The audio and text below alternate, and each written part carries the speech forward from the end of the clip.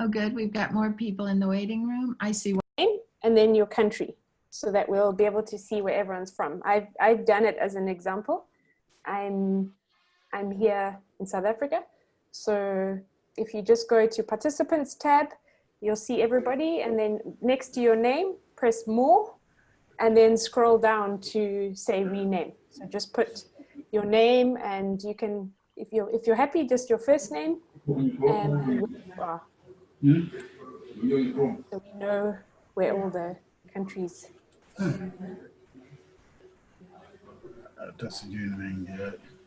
Hi Chimwemwe, just seen Chimwemwe join. Hello. Hello, how are you, Sabrina?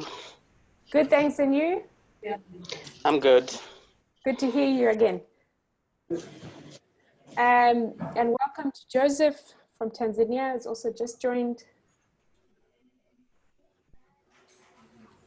And Birara from Ethiopia. Yes. Ethiopia.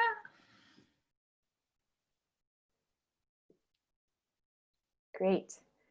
And we've got Iswatini just joining now. I'll just do one more minute just to let everyone in, and then we'll get cracking. Of course. Here comes Timbani.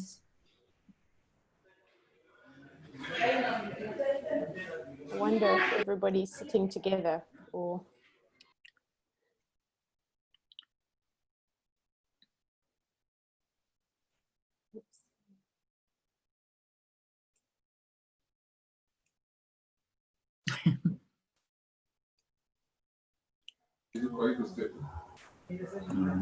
Okay, I'm going to share my screen, and we will keep letting people in and welcoming them, but we will get cracking with the program because we have quite a bit to get through today, and we want to make sure we have lots of time for interaction and for questions, and we've got a breakout working group, so hope everybody's feeling energized and ready to go.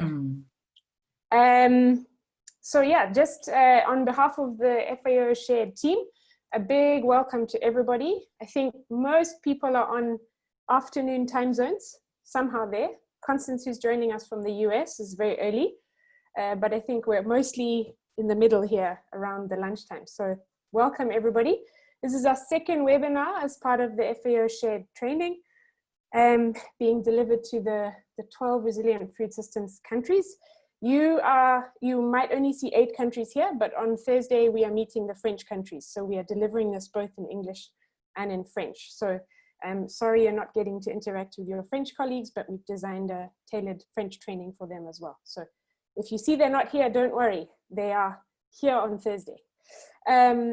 So just to open up, as we can't all be in the room, we've seen each other a little bit, and we've waved and we've done some nice introductions. We just want to run a quick poll, see how everybody's feeling. How are you feeling today? What are the energy levels in our collective room that we're all joined in somehow? So if you just cast your vote, we want to see what the energy level is with everybody.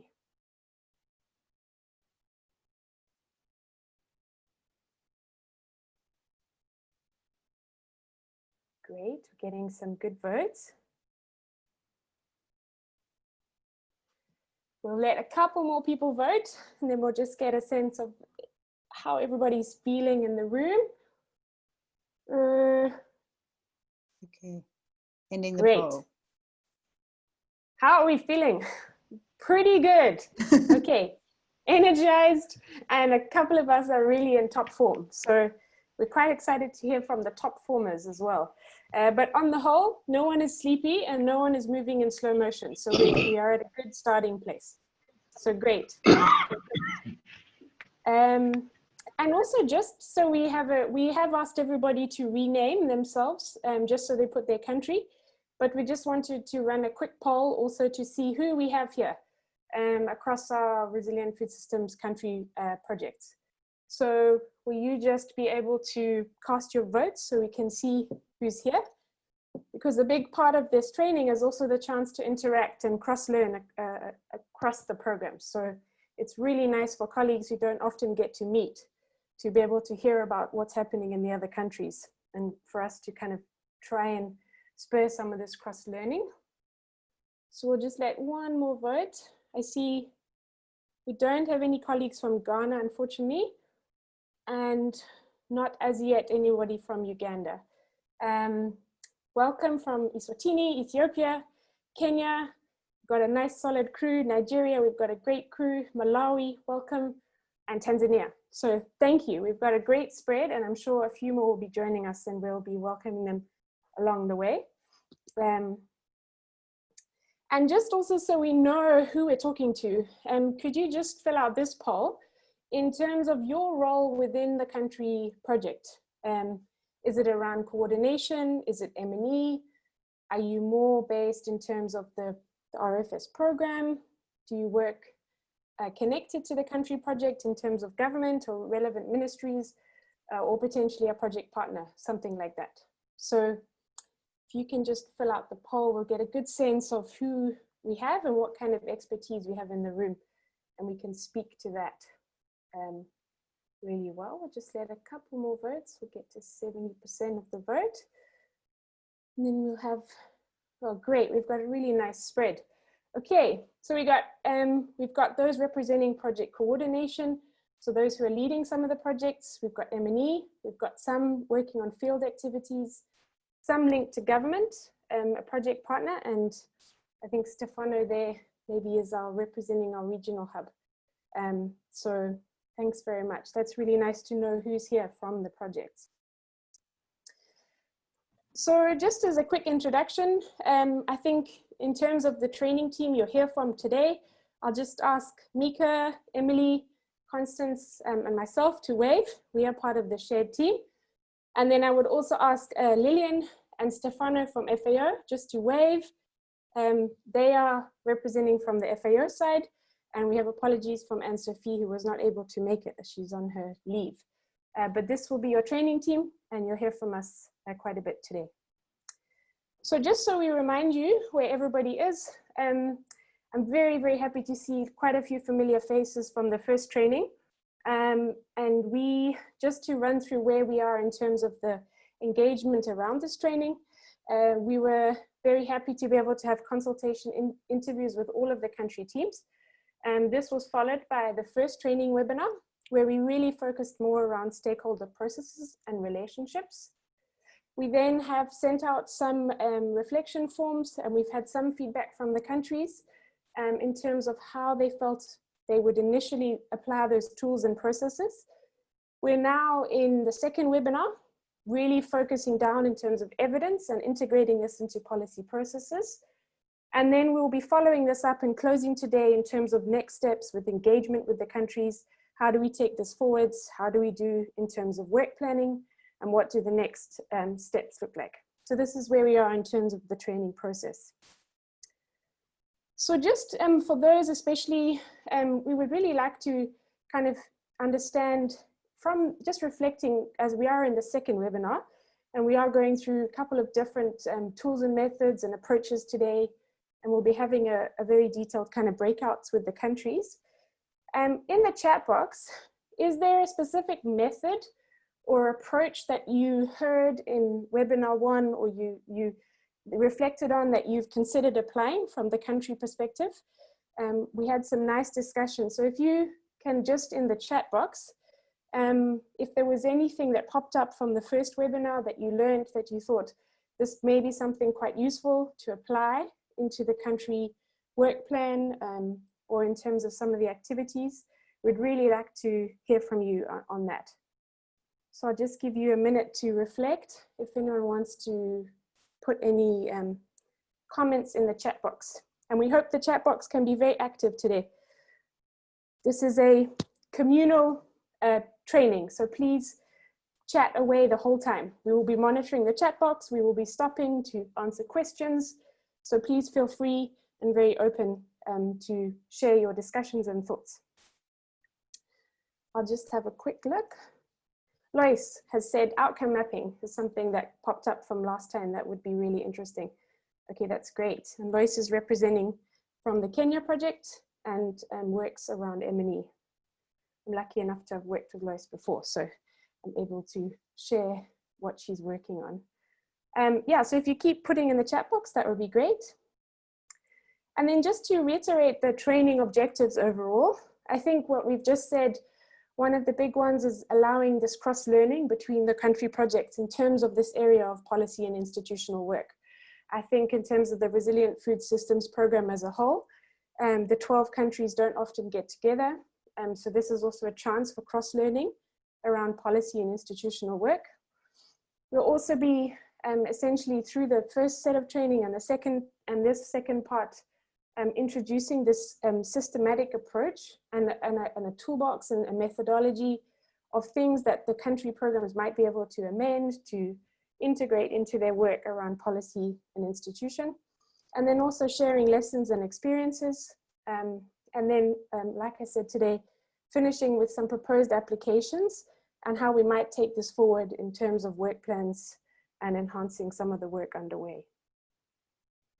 So just to run you through today's webinar and the process, we will have three kind of key sessions, one around power dynamics, one around advocacy, and one around evidence and influence. And within those, we've got a lot of interaction moments. So we would be asking a lot of questions and hoping a lot of people will be raising their hands and interacting with us, answering questions, as well as the chat box. And then we have a targeted focused country breakout, where we'll be breaking out into smaller country groups and starting to build out a work plan. And then we'll be having a wrap up and close, and then next steps. So just to reiterate, it's a we are obviously can't all be in the same place. We're delivering a training. We want you to be relaxed and we want you to be interacting. I know you'll be hearing from us and seeing some slides, but please very much interject, ask questions. We're here to make sure that we can deliver as much learning as possible in these 2 hours. So please feel comfortable. And in terms of the materials and the slides and the content, etc., this will all be shared like we did last time on the website. So all these materials and the slides you'll be able to see by tomorrow. And they're obviously following the training. There's a much more comprehensive toolkit that's going to come out. So I'm not going to go into this in detail because we covered, the first section of our work last time was more around stakeholder processes and relationships. And we dived into a few tools and methods and worked through some country examples. Today, we focus more around evidence and policy processes, and we're going to be hearing about a selection of approaches and tailoring these to how the country programs might be able to integrate them to answer a lot of the questions and the bottlenecks that we heard coming from the consultation interviews. So this training has been tailored based on what we've heard from the countries, where the gaps are and where the potential applications could be. So just to also kind of get some perceptions in our joint room, if we could run poll 4, we wanted to just get a sense in terms of like your experience in planning, decision making, and meaningful stakeholder participation. Of stakeholders most affected, do you feel, so I just got to move this so I can see that. From your experience in planning and decision making, there is meaningful participation of stakeholders most affected by those decisions. So the decisions that are being made, the people that are most affected by them, are they engaged into this? So do you agree? Strongly agree? You're not sure? This is based on your experience in planning and decision making, that you feel there is really good, meaningful participation of stakeholders. So maybe if you're dealing with farmers or beneficiaries, you feel like they're very well engaged into the decision-making process, etc.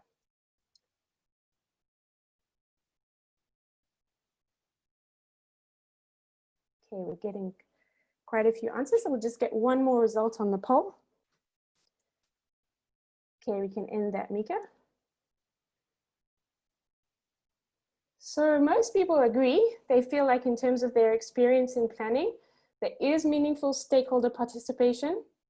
One person strongly disagrees and some people agree. So that's interesting. People feel like actually at the moment in terms of planning and decision making, stakeholders are well integrated. And then just a last perception poll, because we are talking quite a lot about evidence today. do you feel that there's a wealth of quality data in a usable form to support negotiations and decision making? So if you think about the work more broadly within the program on resilient food systems, do you feel like there is good quality data that can be readily used to support decisions? What is our perception on the data availability and usability?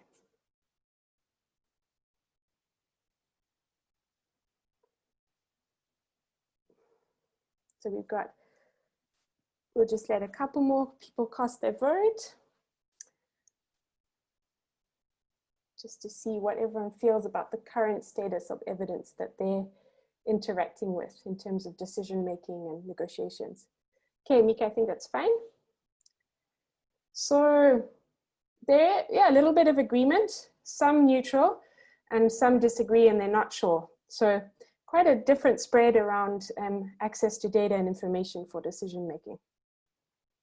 So thanks very much for those perceptions. It's really useful as we start. I also won't spend too much time on this, but just to reiterate that we have designed this training based on our knowledge of the countries. We've had interactions with all of the kind of different projects through interviews and engagement. And so a lot of the tools and methods are aiming to address the needs and the bottlenecks that have come out of these. And we'll be detailing these as we go along. And just to remember, it's very interactive. Please use the chat box. Please raise your hand at any point. And we're here to make sure that all the questions are answered, and we are here as a kind of wider technical team to make sure that the training delivers a lot of information. So I will now stop my share and hand over to Constance. She's going to run us through the first session in terms of addressing power dynamics. And this came out a lot in the first webinar in terms of how do you actually deal with some of these issues with power dynamics and policy. Thank you so much, Sabrina. And hello, everyone. It's great to see everyone. So yes, we are moving into this topic on power dynamics. It really helps us move between our first webinar where we talked about deepening relationships, but into that area where you actually have to align interests. You have to build consensus across different objectives and different aspirations, and to ensure that you actually have these functional relationships to achieve the outcome of the project and also beyond the life of the project. So through our interviews, a number of us identified that we were dealing with competing visions. In some cases, some are getting quite good at settling disputes. Others want to make sure that the most marginalized groups are really included and functioning. How do we find common objectives? And also, how do we better prioritize for investments? So we clustered these together to identify a few tools that we'd like to introduce or reiterate. So one of the things I wanted to ask in the chat box, or if someone wants to tell us, what challenges have you faced in getting partners to align around a vision or the objectives? And I'm not going to be able to see the chat box, but it would be great if someone wants to say, what challenges have you faced in getting partners to align around a vision or objectives? Or if you'd like to share an example of how you managed to get people to buy in to the project vision or to other visions that you've worked on before. Do we have anyone who wants to share that? Does anyone want to raise their hand? We can hear any responses. We'd love to hear your voices as well.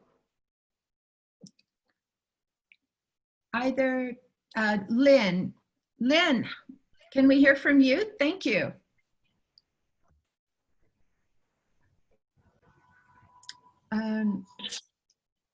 There you are. Unmute, please. Thank you. Yes, I think I would like to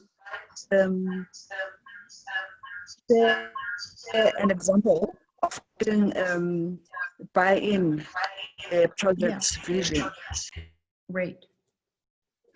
I think the one thing that's you know we have done, or the example that we have, you know, is to use the country traditional context in terms of getting buy-in from the communities, from the traditional authorities.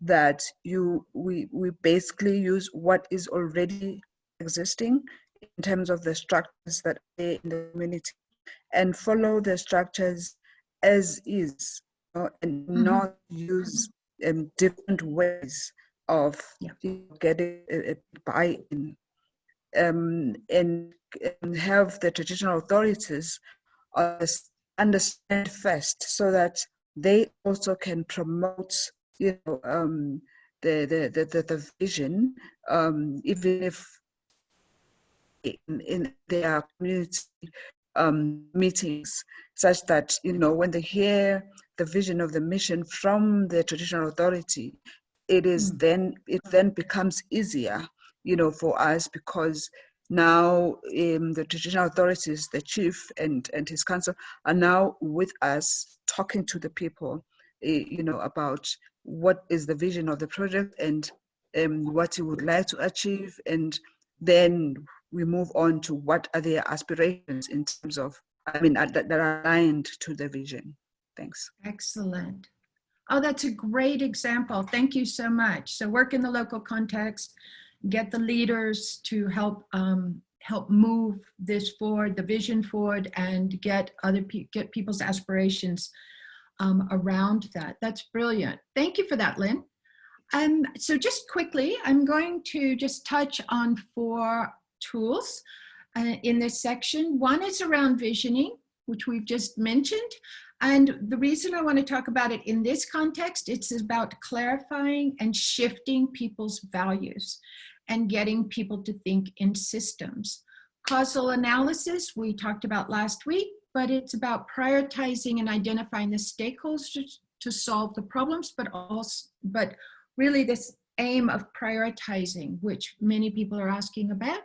Multi-scale nesting of targets and goals is around getting that alignment across different hierarchies to solidify partnerships, to solidify often buy-in from higher leaders, and then principles of negotiating power dynamics so that we can get these functioning relationships. So on visioning, I'm just going to spend a moment, but the most important thing is that a vision is compelling when we're talking about a preferred future. And it really is the stepping off point for getting a powerful strategy, intervention, services, policies, and partnerships that are going to achieve it. So when we look at visioning, we look at it in a fairly multidimensional way. So the first step is really about defining the theme, the context, as just exactly as Lynn said, building on local structures. Then what we like to do is identify dimensions, so different categories around which you're going to be identifying your desired outcomes and defining those desired outcomes, and then looking across those desired outcomes to understand both what has to be in place and what has to be there to sustain these outcomes long into the future. So I'm just going to give one example. And so this one would be, for example, at the district level, agricultural food system, and where we might identify these 5 dimensions, economic through institutional, as places where we need to get people to think about the outcome they want, because it is a whole system. And once you would have several of these desired outcomes under each of the dimensions, and then you want to look across and say, really now, to make that happen, we're going to have mechanisms, for example, for private sector to invest in value chains and entrepreneurship. We're going to have mechanisms to incentivize and coordinate multi-stakeholder and multi-sectoral efforts. So those are things that you can then bring into a strategy. And then to sustain that, we really look at the system level, we have to have thriving livelihoods. We have to have functioning ecosystems. We have to have responsive government. So those are just some examples of how you would build out a more multidimensional vision. And then you can take that language and craft something that people can really buy into. So it's kind of a we the people want this, right? So I'm not going to go into detail on these, but the thing I wanted to highlight, because we're going to be talking about evidence into policies, you can use that vision to spin off your policy aspirations. So for example, from that one, we might say then one of our policy aspirations is that multi-stakeholder platforms are engaged in district level decision-making and implementation of district policies. And I'm thinking now of Uganda, for example. Or district level decision-making is based on diverse knowledge sources. So that's how a vision can come in. Just to reiterate, it can help you by diminish competing objectives. People can talk about what they aspire to. It can support deeper engagement around the different objectives, foster relationships, and I use this language about shifting values, because when people buy into a vision, and this is, scientifically proved, they actually are more likely to make an organizational change or a personal change. So, and very much around getting you to the long-term priorities. Now, so then I would just move into talking about how we can use causal analysis to also work with these competing objectives. We showed this last week and I'm just going to focus in on the underpinning causes, because we noted that even on a topic, water scarcity, you have issues that are related institutionally, biophysically, socially, and politically. And so these are the kinds of things that if you're having that conversation together, you're more likely to get people to see where they can contribute. And so we would use the causal analysis to help us understand what has to be done, who has to do it, to prioritize. And you can also use this to then show donors and say, look, we are going to cover this, but what if you helped pay for these other elements? And to just help actors see their own role. That's always a big deal, is that we see our space in this. So a quick question is, within your project targets, are you reporting into a district level, into a national level framework, or into a global level framework, such as the SDGs, the Aichi targets? From your project, are you reporting into to a higher level framework? Can I just see if anyone has a yes or a maybe?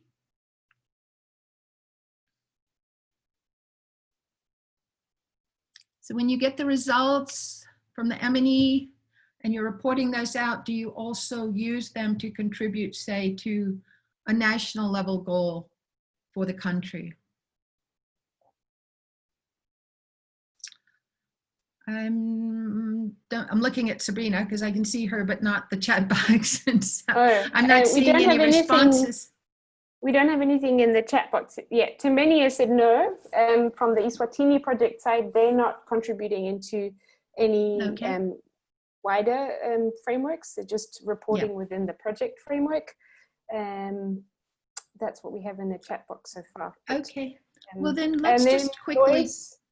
Lois has said from the Kenya perspective, it's mixed. They have some targets that they're saying in terms of global and national, etc. Oh, thanks so much. Thank you to Timbeni and Lois. So just quickly, I want to talk about multi-scale nesting of goals. And really the important thing here, it's quite straightforward. It's about linking those priorities and targets, whether you're working at the most community level or at a subnational level, and linking those up so to show the contribution to other levels. So that's why we use it. It's to highlight our contributions. And what it can really help us do is to get individuals and institutions to see their own contributions at higher goals.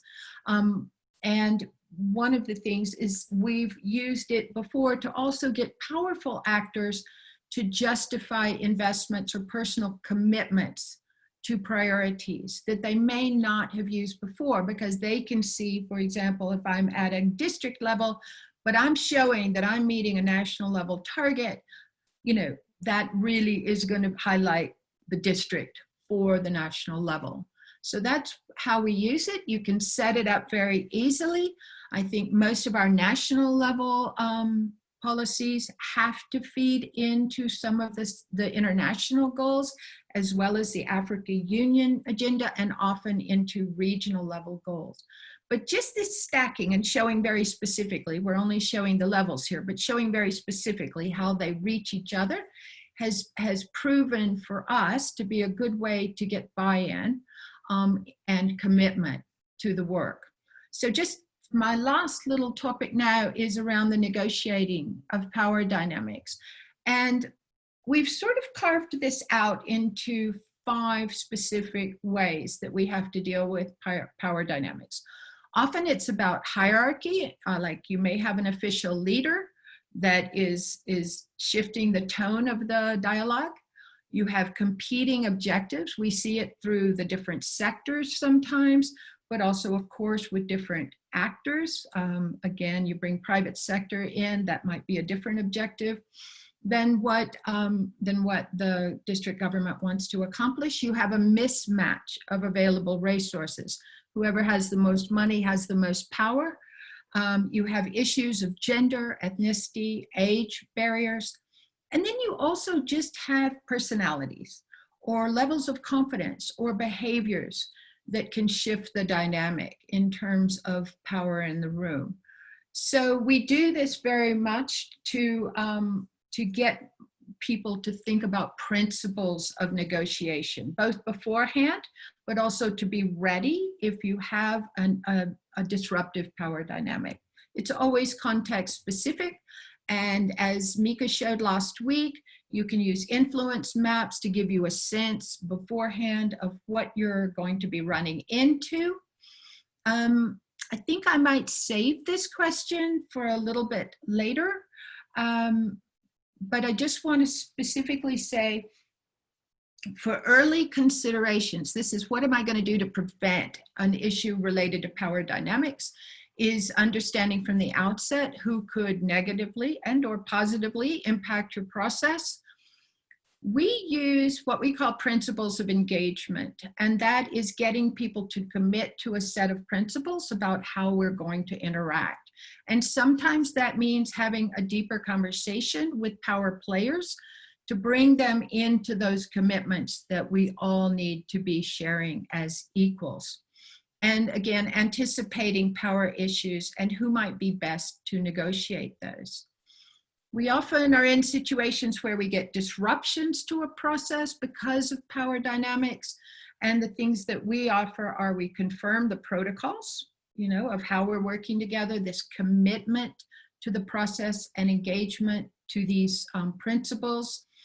Of course, you can use bilateral conversations where you actually have to take someone aside and have a conversation with them. You can also have at the ready a third party with social capital, someone who really wants to see the process through and has a good rapport with the different actors. And you can often use evidence, and we'll talk more about that, to help people get more on an equal playing field. And then lastly, for power dynamics, we're all trying to work for long-term change. And so that's not something you can do in a workshop or just a sensitization event, but it's around the long-term deeper commitment to transformative change around, for example, gender equity.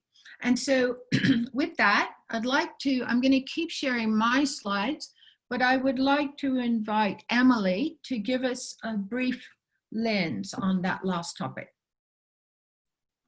Thank you, Constance. Thank you for the opportunity. Yeah, so one of the key power dynamics we often have to deal with, and one that is a big challenge for development programs, is actually addressing gender inequities. And so one of the experience and one of the reflection I want to show is part of a project that we had in Ghana and Burkina Faso, relating to actually making transformational, addressing transformation in gender relations. Constance, can I have the next slide? Of course. Sorry. Yeah, just to, okay. So one of the common knowledge now that we're well aware of is that land degradation and climate change does affect disproportionately women and increase their vulnerability. We also know that there's restrictive social cultural norms, restrictive policy environment often that hinders their participation in rural development or other landscape transformation initiatives. So one example we've done, and it really goes into the long-term approach that we have, was to try to address the gender equities. And what we've done is to collect evidence through participatory survey at household and landscape level to look at gender dynamics in terms of resources, of assets, of decision-making, of labor, through participatory action. But then what we did was analyze this evidence and then feed it back into community dialogues that were structured around the evidence and that help people to open a conversation about how these differences in assets and decision-making affected people's livelihood. And what we found that this discussion based on the evidence that was fed back, including some other innovative methods like role-playing, experiential methods, visual method, really helped to push this discussion forward. So some of the things that we think, oh, it's cultural and can't change, actually by bringing evidence and a structured dialogue, you see you can push people's thinking. So this is a great example, and we can provide the links and the resources for this, but also to again highlight the importance of evidence, but also that this was not a standalone intervention. This went as part of a program where there was a lot of capacity building of women leadership in communities. So this is just some reflections on these key power dynamics. Thank you. Thank you so much, Emily. And so with that, I'm going to stop sharing. And if you want to share your screen for the next topic. Thank you very much. Thank you, Constance. So leading on to that and addressing power dynamics, I'm going to move to a section on advocacy, which is a topic that all the projects are involved in somehow, some way or another. I think we'll have time to discuss in our group work what advocacy means for each context. So I'll just swiftly move on to a very broad encompassing definition of advocacy, which is basically a deliberate process that is used to change either policies or practices, but also reform institutions or the way they operate, alter power relations, change attitudes and behaviors, and overall secure a broader impact of your programs. So as we've mentioned, there's different kinds of power dynamics. So advocacy can be directed at policymakers, but also the private sector can often play a leading role. Also anyone whose opinions and actions influence policymakers. So it can be media, development agencies, NGOs. So we have throughout these resilient food systems programs, we have different ways that country programs are operating for advocacy. So in Burkina Faso, they are working actually a lot at regional level for the adoption of concrete environmental policies, and so they're then translated into local development plans. In Tanzania, they're also working on land planning structures and how to engage in women groups, with also quite a lot of issues, as I've heard from the feedback, on gender power dynamics, especially in areas of the country where there are religious differences. In Nigeria, it's how to convince stakeholders, particularly government officials, that are both appointed as political leaders and those who work as civil servants in the government. In Ethiopia, there's policy engagement and advocacy at the federal level. And in Malawi, we have the role of catchment management committees. So we can see how broad advocacy can mean and how different objectives it can have in different countries. So we've laid out, and you'll have this in the toolbox, some steps to advocacy process. These can also be sometimes occur simultaneously, but we've tried to lay them out for you, including providing some examples of the tools that can be used, and some of the tools we've already seen that can be used at different stages of this advocacy process. So one thing that is very important in advocacy is the strategy. So strategizing being important, the design, the planning phase is extremely important. So in the first instance, it's very important to understand the context. What are the underlying issues? Really get clarity on policy making structures, on the relevant legal and policy framework. And for that, because we know we are dealing with complex systems, tools that we've seen already in webinar 1, like causal analysis, system mapping, can be very important, but also proper policy analysis obviously is a key step to understand what is the advocacy goal, which is the next step, is to have a really clear goal and outcome of what you want, what it is that you want to change, and to establish a common vision around those with objectives. Then the next step is really understanding who can make a change and what is the entry point. And this is really about the clarity on the individuals, on the groups with power, and how they affect a key decision. So what are their position, their motives, what are the best channels to communicate? So in a nutshell, is who needs to make the change, who has the power, and who influences those people. And also understanding what are beliefs, what are their stance, and so we can really clarify the targets.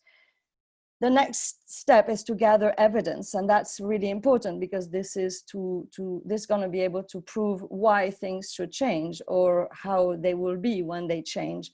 And so they're powerful arguments often to persuade your audience. So this is some key aspects of the design phase of an advocacy process. In terms of the implementation phase, obviously we're not acting alone. So strategic relationship, knowing who your allies are, finding champions that believe in the cause, using multi-stakeholder platforms are very important to reinforce and to the support from actors that can then ultimately influence decision makers. The capacity and the resources to put this strategy forward are key, both in terms of budget, but also the communication strategy, the needs assessment. Do we need to be leadership capacity, and not discard some of those important costs that are often not embedded in a program. Then identify outcomes and activities, clearly write out some messages to the target audience, and this can be multiple messages in different formats. We heard that Nigeria was using radio messages, for example. We have evidence walls that we'll see in a minute that can be used to communicate clear messages to the target audience, and then roll out the advocacy techniques through different means that can go from high-level field visits to media to campaigning or lobbying. And one really key importance is actually the monitoring and evaluation, because that has to be thought through, and that's why we've put it throughout the diagram, because it's to check that the advocacy plan is on track, and establish from the onset what information you will need to track it, both in terms of tracking changes in knowledge, in awareness, in opinions. Also check on unintended consequences. So a very important aspect of the advocacy process is the learning from the design phase throughout.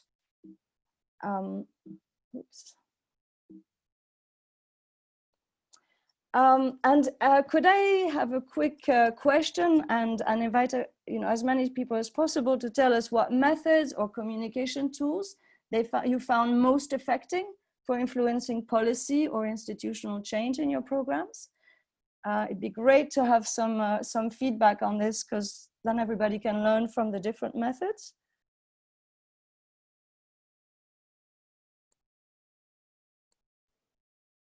Anyone wants to raise their hand, just in terms of if they've got a very effective mechanism or communication mode or approach that they've used in the country project, which they felt they got some traction in terms of policy change. Or if you'd like to register in the chat box, any feedback?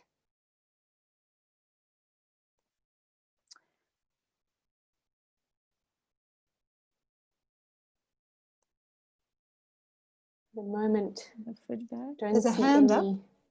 up. Lynn Oh, has a- perfect, Lynn, great. The floor is yours.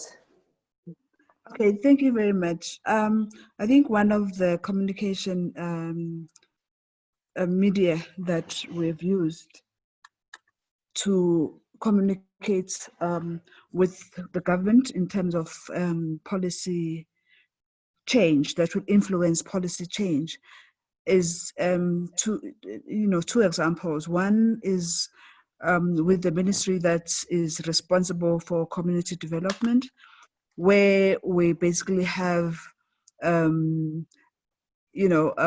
periodic technical meetings. We formed a technical meeting, a technical committee that involves all of the stakeholders, particularly in that ministry, that is going to be periodically meeting to look at really how can we sort of make that ministry be the real custodian of community development. And as such, the bill, it was then developed into a bill to be enacted by Parliament, in terms of that each community, in order for that community to access the regional development fund, they have to have a chiefdom development plan. That is, that's the projects assist the communities to have. Now, because we are operating in a specific project area, then the ministry officers are then also capacitated to actually do that on their own.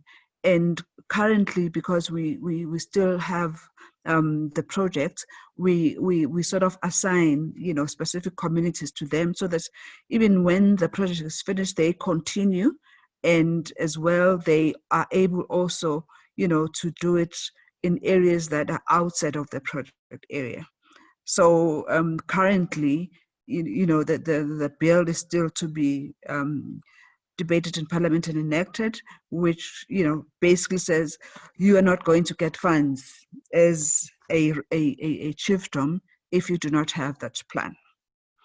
And then the other example is with the Ministry of Agriculture, in terms of conservation agriculture. We are using agriculture shows. We are using information brochures to actually promote the use of tractor-drawn conservation agriculture implements. We are hoping that this is then going to be the policy, of the ministry, which is then going to be, reach out to everyone. Even the tractor hire system within the Ministry of Agriculture will have tractors that have the tractor-drawn conservation agriculture instruments, because currently you find that we talk about conservation agriculture and how it is to be done, but when it actually comes to actually doing it, then we have tractor-drawn implements that actually till the soil maximally. So we are pushing the ministry to have the communities to have access to conservation agriculture tractor-drawn implements. I think I will stop there. Thanks. Thank you so much.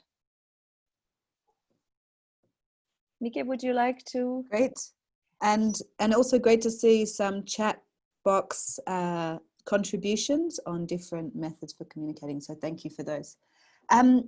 We just wanted to quite quickly highlight one of the tools that can be used in this understanding who can make the change part of the advocacy process.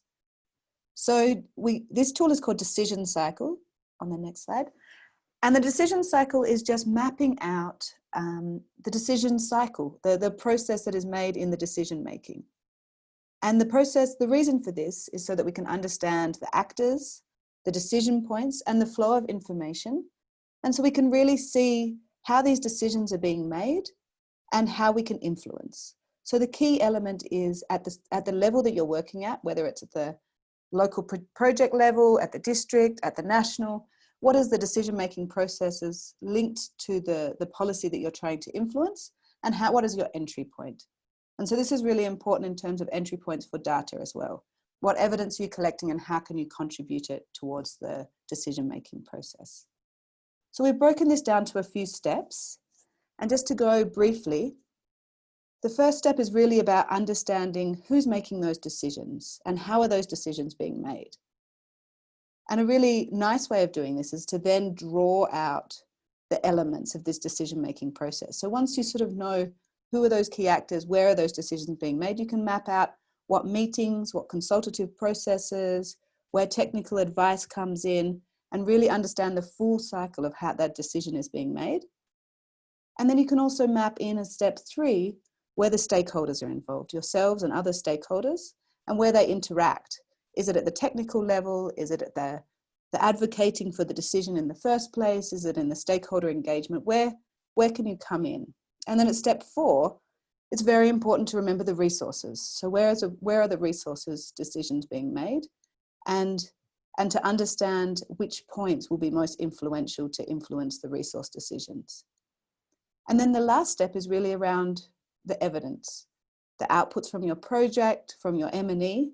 Where would they most valuably fit into this decision-making process? Because often we'll produce a lot of very valuable information, but we may not come into a decision process at the right point, and therefore our contribution is not taken on board. And on the next slide, we have just an example to try and give it some context. This is for the agroforestry strategy in Kenya. We had to fit into the Ministry of Agriculture's process that they've already put out for policies and strategies. So you can see there's a number of steps in this process. From the initiation, there's through to quite a large component on technical drafting. So this is the area where you can really bring in data, be involved in technical working groups, and have a very strong contribution to the content of the strategy. Then there's a wider stakeholder engagement forum where you can have some contribution, but maybe your data would not be as strong as in the technical working group. And then there's a whole number of steps around national and subnational level, and leadership review and approval, and then a final approval process. So by understanding this process, we can really understand where to contribute most effectively.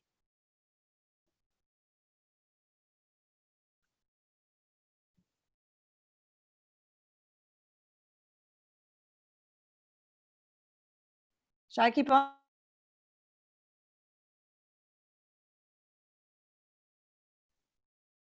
You're continuing, Emily. Yeah, sorry, it's just been okay. So just quickly, one of the important aspects again in analyzing our stakeholders and knowing who is the audience we're trying to influence is really understanding the stakeholder group that is ultimately being influenced. What is the level of influence? So if we're looking at an example for men and women farmers, or one type of stakeholder we're trying to influence on their agroforestry and restoration practices, the scale will be the farm and landscape, and they themselves are affected by farmer leaders, by NGOs, by extensionists, and how the process is, and what is the process used in it is, for example, farmer training, posters, radio. So every type of stakeholder is influenced through different tools and by different chain of actors at a different scale, and that's what's important to map. Another important aspect of knowing your audience is to understand what are the beliefs and attitude that they may hold on a specific issue. And so, and also what is their existing knowledge on issue, because this will be able to determine a little bit what type of evidence we might use to influence them.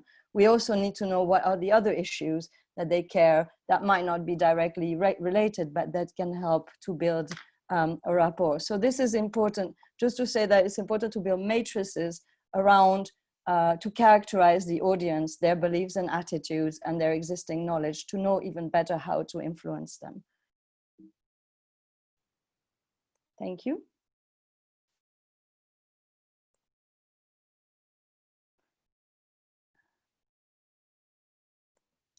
Great, thank you. Thanks so much, Emily. So I'm just going to continue in our last little kind of block on content before we go into some working groups.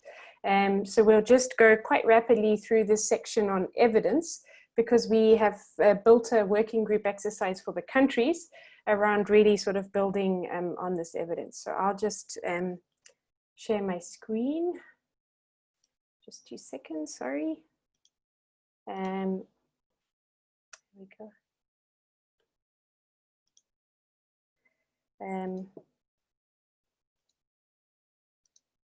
So the third kind of aspect that we wanted to run through and discuss was in terms of communicating and integrating evidence into policy processes. So we've learned a little bit built upon in terms of power dynamics, and then thought about, okay, what would be maybe the most effective ways. So we'll just quickly describe a little bit about the evidence and communication, and this will form the sort of tee up for our working group just now.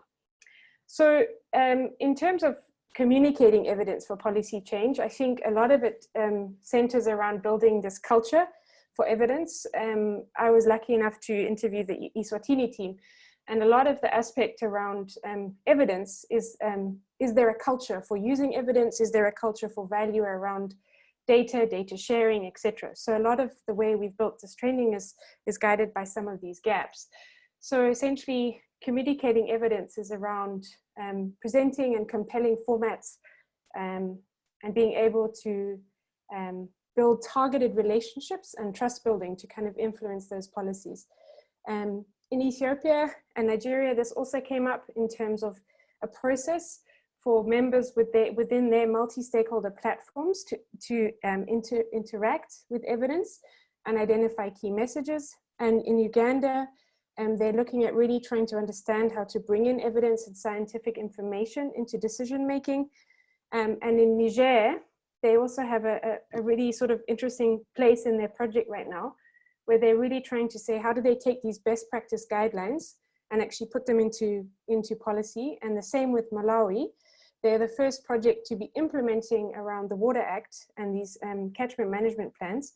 And they're now looking to say, how do we accumulate the lessons learned from our programming and bring those into policy processes? So in terms of communicating evidence, there's a lot of like approaches and tools that you can use. I think we've just heard some really good practical examples. I've just been looking at the chat box, and we've had some contributions from Nigeria, Kenya, and Ethiopia, as well as what we heard from Lynn, in terms of lots of different approaches. And we won't go into these in detail here. These will be fleshed out in the steps in the toolkit. But a key thing is just the first part around establishing this evidence culture, and then understanding in terms of how does the information and evidence flow. Once you actually understand where does the evidence generated, what is the quality and where it comes from, this is a really powerful way to then say, how can we potentially obtain that data, and how much trust can we have to use it? And then what we'll be discussing also is a bit about communicating evidence and using tools such as an evidence wall, and also around the co-design process. So when you're thinking of an outlet, for example, a decision dashboard or a platform, how you design that and co-design it with your intended users for better use and uptake.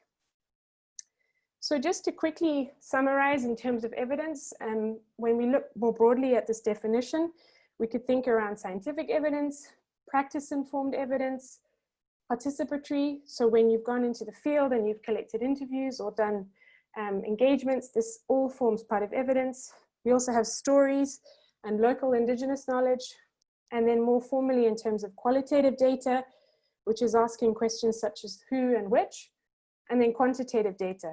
So we start to track in terms of more about how much or how many or what extent. So there's many forms of different evidence that I'm sure all the country projects are working with. And I think an important aspect to just reflect on is that we might present the evidence in the most compelling way, but we're also dealing with humans that make decisions. And there's a lot of impact in terms of what impacts decision making in that specific moment, in that period of time. If we look in when we're operating right now, some people are undergoing quite a lot of stress with COVID-19. Some people are very unpredictable. So are our decision-making modes the same? So we've got to be aware of things such as the internal drivers, somebody's well-being, their worldview, maybe their fears or overconfidence or uncertainty on an issue. So don't, in terms of thinking about just the decision and evidence process, don't forget to take a kind of people-centered approach, thinking the people that I'm trying to influence, there's also all these other aspects going on and influencing them that can then influence the decision-making process. So just a very quick question is, we had discussed this in some of the interviews, but in terms of bottlenecks from the country programs, it would be really nice to have a quick exchange in terms of getting stakeholders to understand the value and use of data. If there's any examples of where you've, as a project, put together a program or something, but you're really struggling in terms of understanding, getting the key stakeholders you're targeting to see the value and use of data. You can just see the chat box, see if there's any quick responses.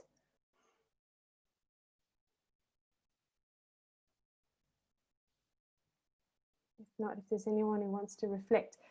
If not, we can go on because we will be able to sort of bring this up as a key question in the working groups as well. Daniel says, no, that's great.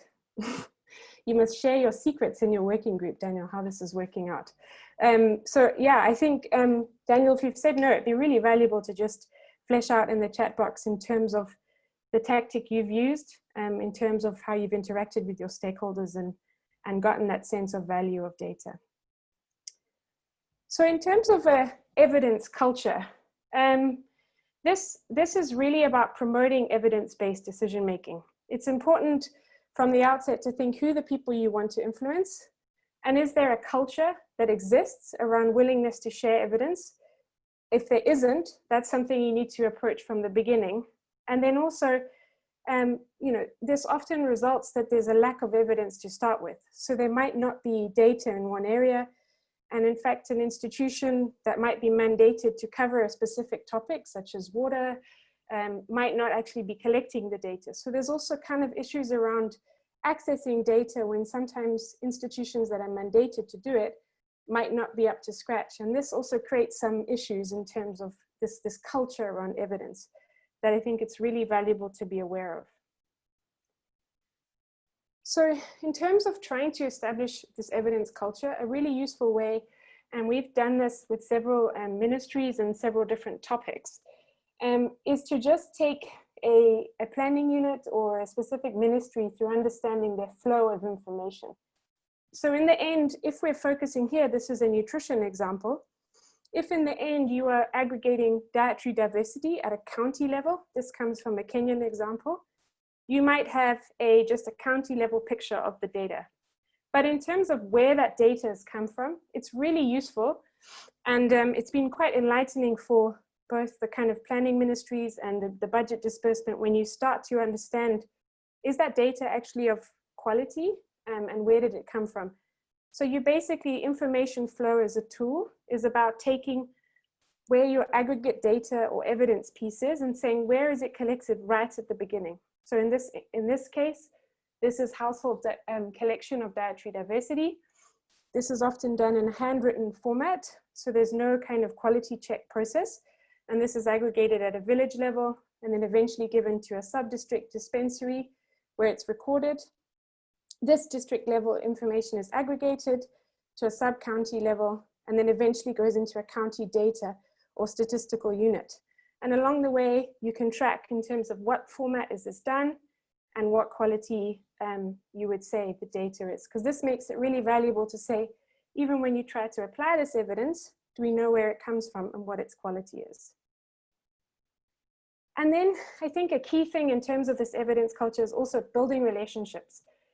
You've got diverse data sources and institutions. So you can firstly consider the source. What is it and who has it? And what is the quality? So something along the lines of what we've just seen with information flow. And then a key thing is also when you're trying to obtain the data and build these relationships, often we sort of knock on a door or send an email and say, could we get this data? But it's really powerful to have a compelling request and a process and really have your hierarchy of partnership sorted out.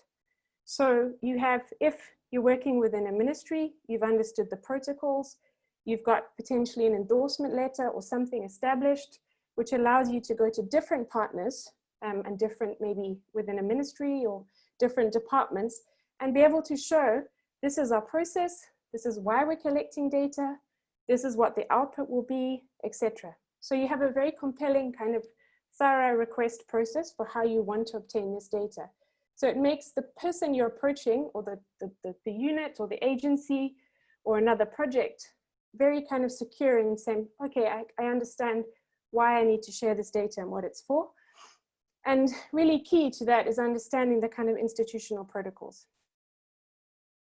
And yeah, in terms of once you actually try and then obtain this data, a key aspect is finding when you're getting evidence, you might, even in one area, so again, I'll give a nutrition example, 5 different agencies and both kind of a ministry might be collecting what they call nutrition or dietary data, but they might have different ways they classify it and terminology. There might be a very kind of misaligned way we think of indicators.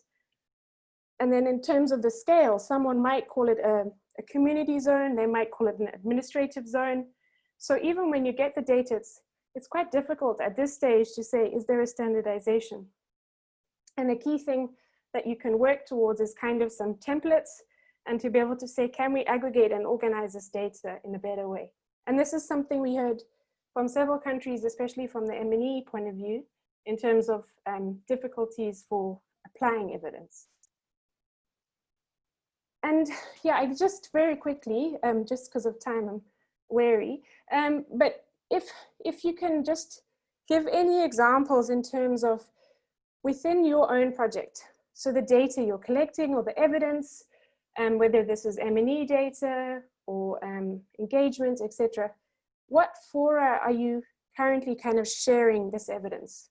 It would be really valuable just to kind of cross-exchange between the projects on that. So I'll see if there's any responses. And we'll make sure across the working groups we can also exchange on this.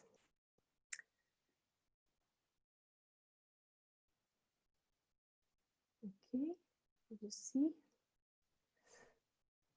Is there anyone responses or any feedback here? I'm just looking at the participants.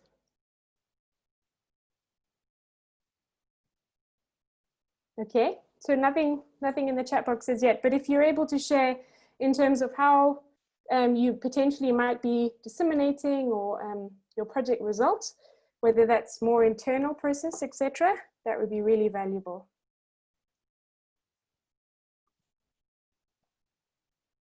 Great, Mika, so you've... Yeah, I've taken over. So just to let everyone know, this is the last part of the presenting, and then we're going to go into the breakout room. So I know it's been quite action-packed in terms of information. So this will be the last little component of information sharing from our side, and then we go into the breakout rooms. So Sabrina's introduced the idea about evidence and creating the culture of evidence. And then the next step, of course, once we manage to get that evidence, is how do we communicate it so that it can be incorporated into the policy process. And it's about trying to make it accessible so that people can find it, number one, and also so that they can interpret it and they can use it. And we think this is very important because we know that decisions that are made using evidence can often be more impactful and sustainable. So evidence can come in many different ways, and one of the big decisions that you have to make is how you're going to present it. And it doesn't have to be just in one way. So I saw earlier in the chat box, taking people out to the field is a very powerful way to show what is happening. Or if they can't come to the field, bringing photos or testimonials is something that people respond to very well. And we found people, even in government departments, respond very well to testimonials that relate to something that they know is true. When you're presenting data in different diagrams or different figures, there's a number of different ways that we can do that. Obviously, they get more complex. So you can have a box plot or scatter plots that are much more complex, or you can have tables and bar charts that for many people are more understandable. And in some cases, you may decide to show that information in multiple ways so that you can have a simplish way of showing it so that everyone can understand it, and then a more complex way as well so that you can keep the integrity of the data and it can't be misinterpreted.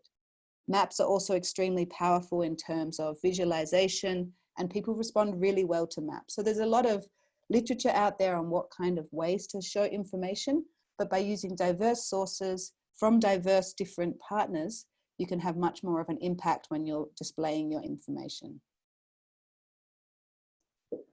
One of the things that came up in the interviews that we had with the countries before these sessions was around the challenge, particularly if people are working with research partners, of getting the data to flow and getting it interpreted. And so evidence walls can be a very powerful way, both to get everybody together to look at the evidence, the data, and interpret it, and also to bring all the different types of data together. So you can bring information that relates to biophysical and to social and to economic, and talk about the relationships between those data.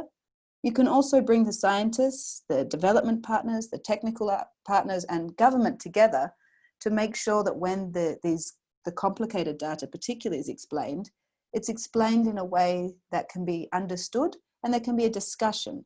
So there's a dialogue around the data rather than just sending a report with some recommendations at the end. And this can be very impactful. You can see some photos there of what we've been using in Regreening Africa project, where there is a big collaboration between government, NGOs, and scientists. And so this is something that we found very useful also to make sure that preliminary results get out as quickly as possible.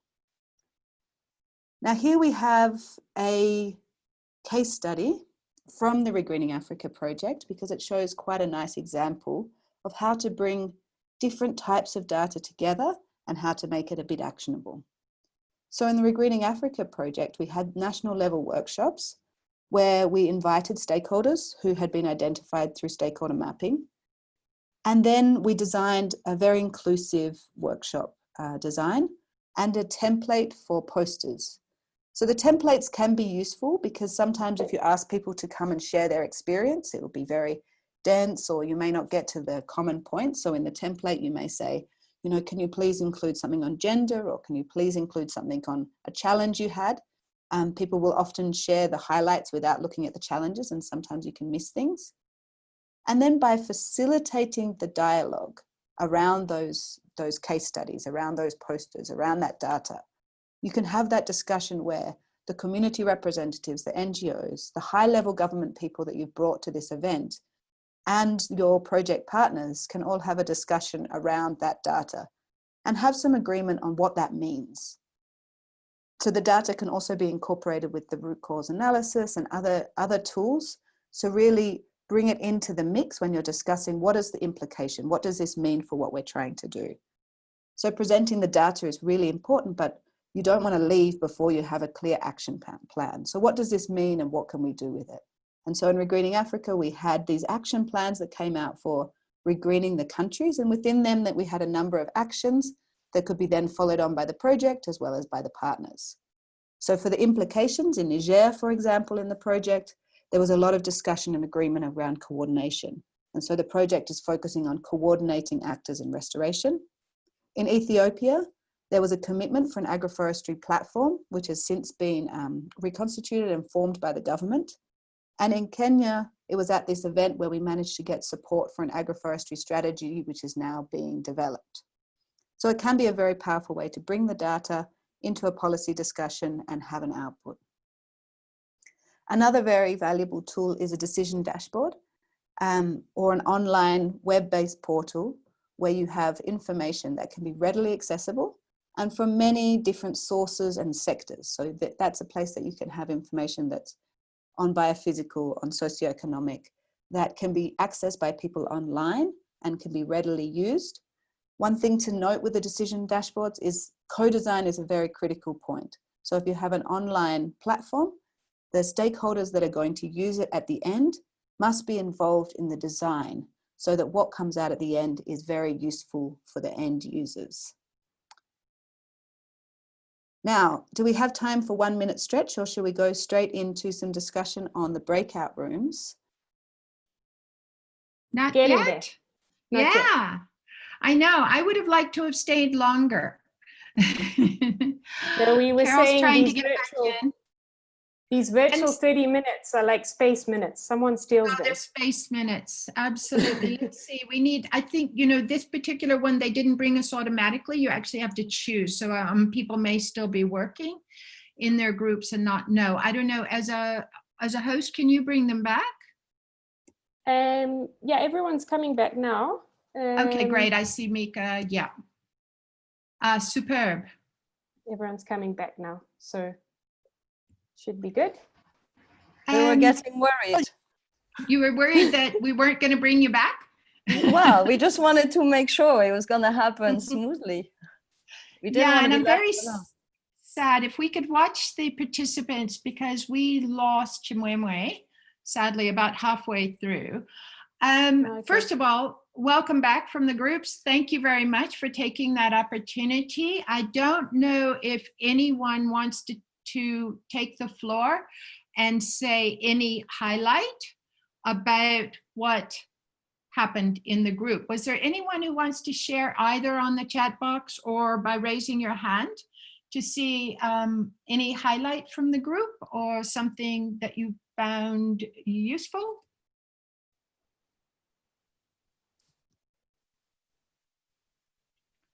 Are we talked out? Anyone from the groups?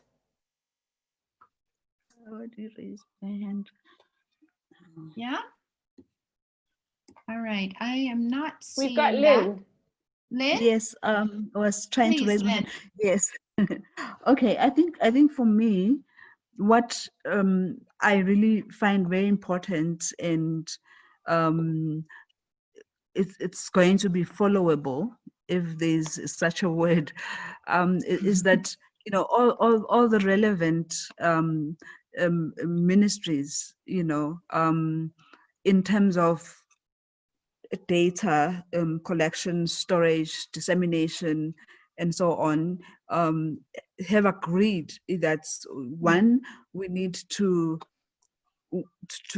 have some sort of training on knowledge management, on data, you know, storage, on data accessibility, and being sure that we are disseminating data to the relevant, you know, audience in the correct media of communication for particular different audiences. And then secondly, to say that because this platform is supposed to be sustainable way beyond the projects, the coming in of government ministries like the ICT, the Ministry of Agriculture, the Central Statistics Office, you're then sort of comforted by that it will continue beyond the project, you know, the sharing of information, the data sets, and the usability of them, and the accessibility, you know, of that data. In that way, you know, when you look back at the project, you will know that, you know, there's something that the project didn't die down, you know, at the end of the project. I think the training part is most important, you know, because it is not all of us that are, you know, conversant on knowledge management, and also the part of the IT, you know, department for the ministry, not for the ministry, for the government as a whole, you know, because that is where the repository of country information is. So even that for me is critical for sustainability. Thank you. Thank you for that, Lynn. And I'll just check in to see if anybody else wanted to share before we move on.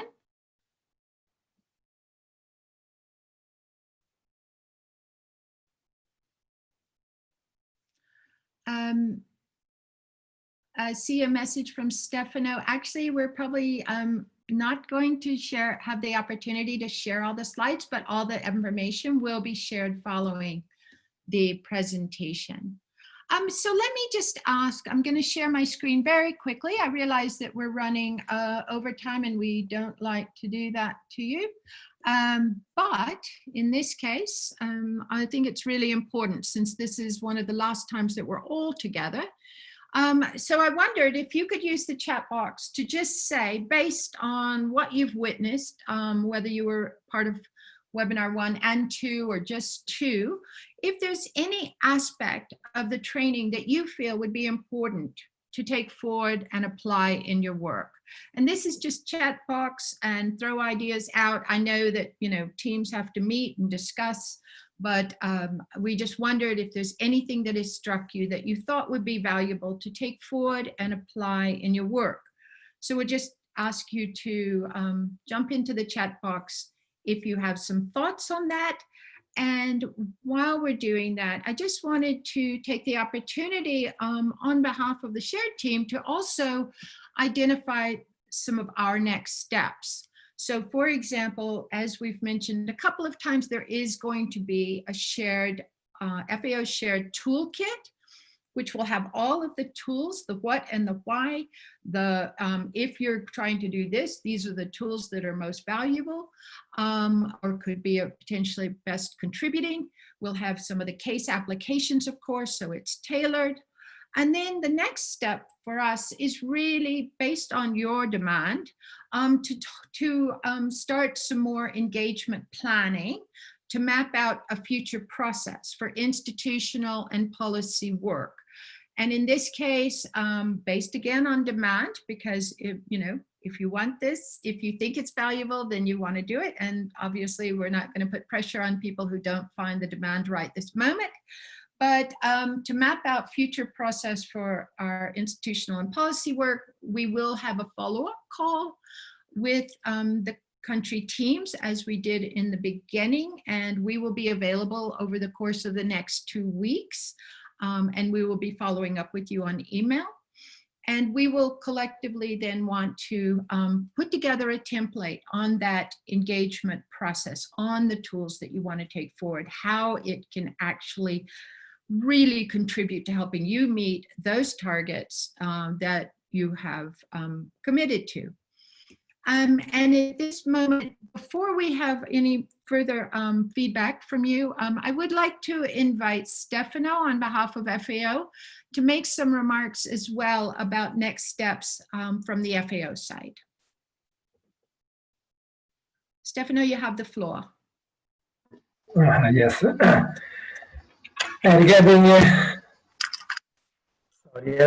Regarding next steps,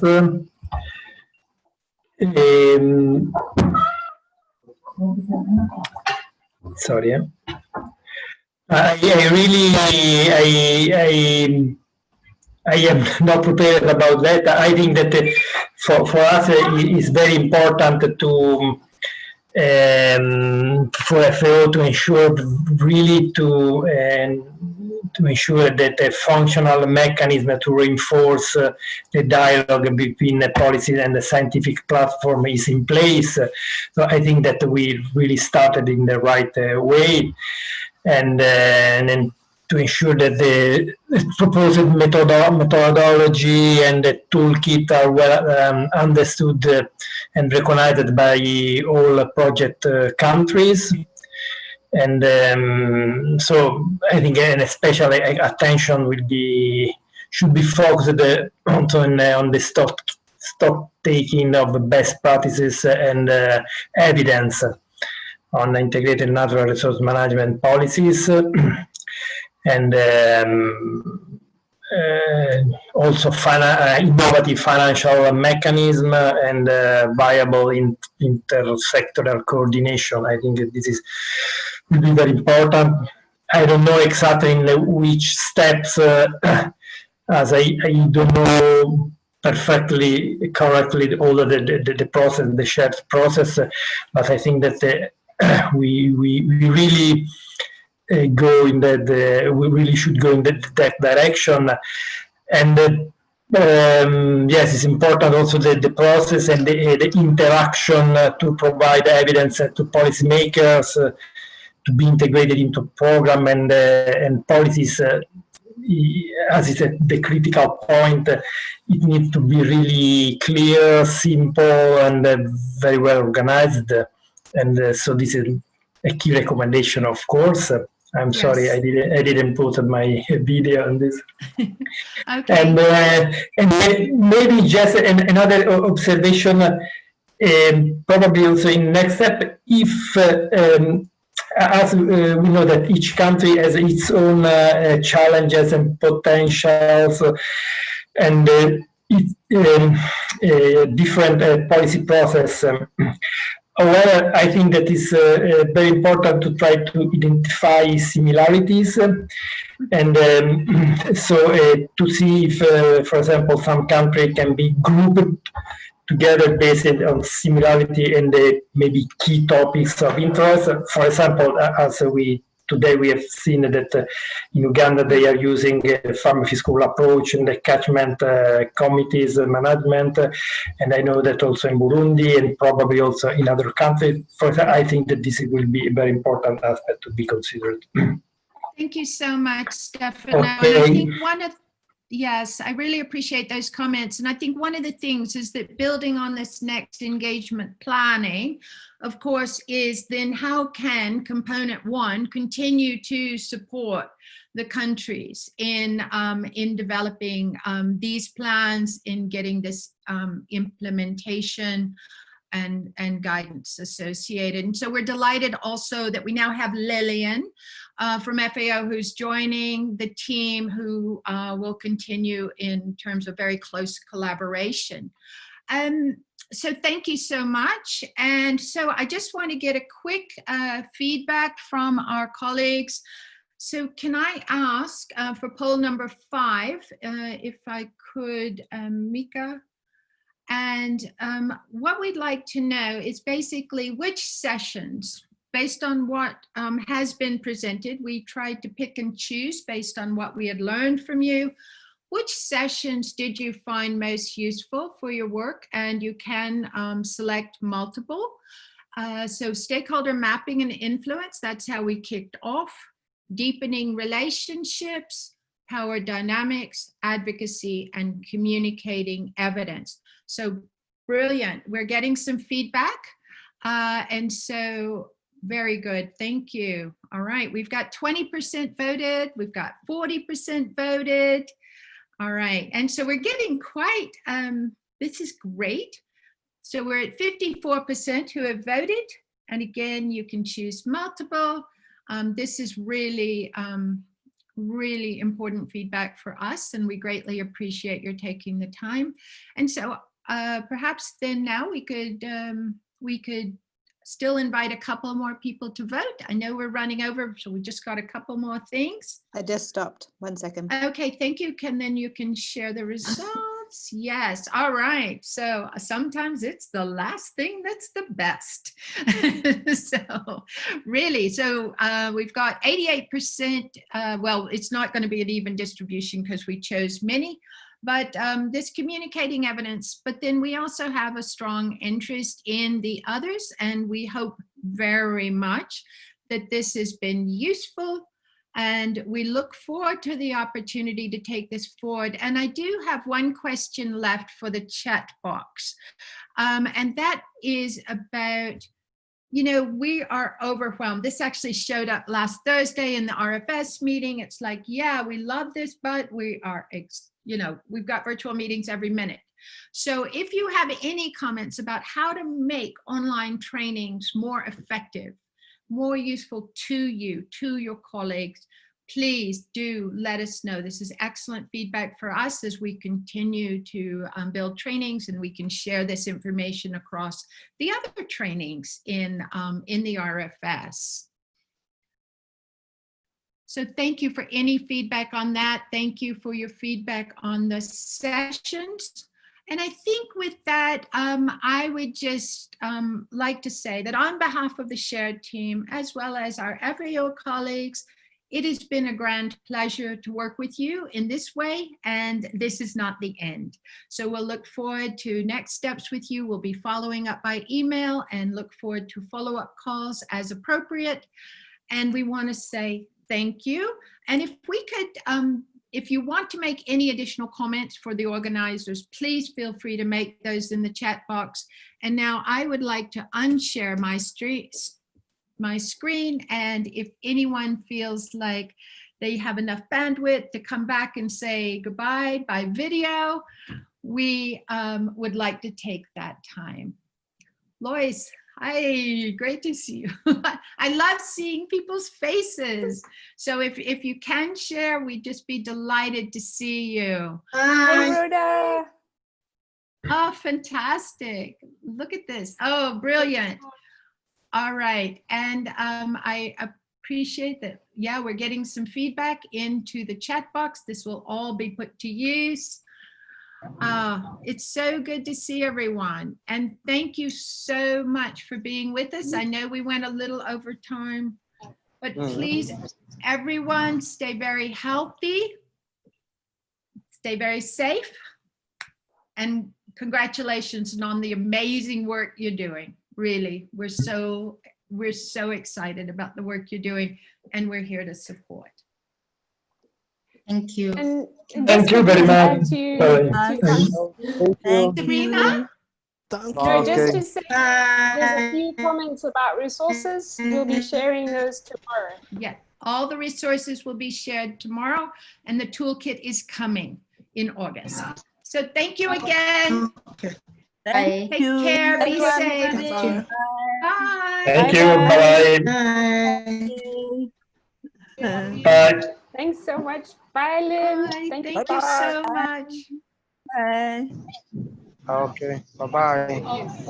Bye. Bye. Thank you, Bye, Antaru. Great to see you. Bye. So connected. I love this. Bye. Bye. Oh, Bye. it's such a treat. Bye, It's Nigeria. such a treat. Bye, Ethiopia. Bye, Barara. Nice to see you.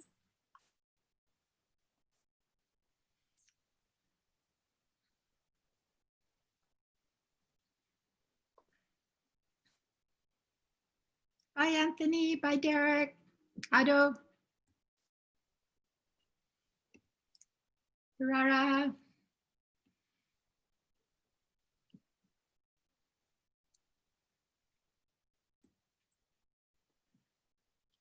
I have the host, so I can end for all. If that's Let's just give it one more minute. I want to make sure also that we can, I guess we could stop the recording and catch the chat box. Yeah. To make sure we've got all that. And